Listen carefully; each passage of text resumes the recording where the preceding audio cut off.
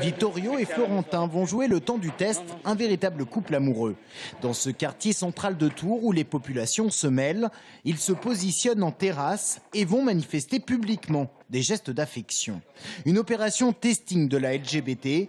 34 ans après la dépénalisation de l'homosexualité en France, l'association a voulu faire un point sur l'homophobie. On a toujours des témoignages de couples autant lesbiens que gays qui nous disent avoir été insultés ou avoir eu des remarques ou devoir supporter des regards.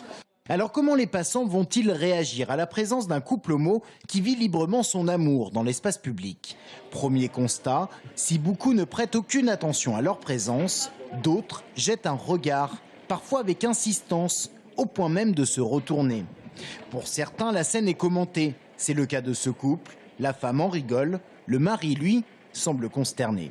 L'année dernière, il a fait ouh. Mais moi, j'ai pas entendu du tout. Ils ont dit quelque chose, mais... Ah bah genre, ils font ça, eux. Le bilan au bout d'une heure. Plutôt positif, parce qu'on n'a pas eu vraiment de réaction homophobe de la part des passants, excepté un jeune et une personne âgée. Une grand-mère qui a dit pourquoi ils s'embrassent ici, et un jeune qui a fait un petit... Suite du test, cette fois-ci, le faux couple marche main dans la rue, direction une station de tram. Là aussi, quelques regards, mais globalement, les passants n'y prêtent aucune attention.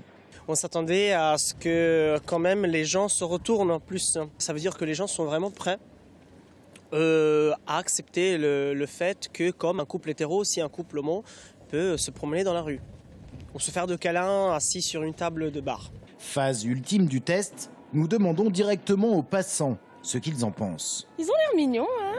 C'est un petit couple mignon quand même. Non, moi, ça me choque pas. Chacun est libre de vivre sa vie comme il veut, comme il l'entend. Ça me plaît pas, puis c'est tout. Hein. Peut-être que c'est vu mon âge aussi, parce que bon, les jeunes pensent peut-être sûrement pas pareil. Hein. Mais enfin bon, moi, ça me dérange pas qu'ils le fassent.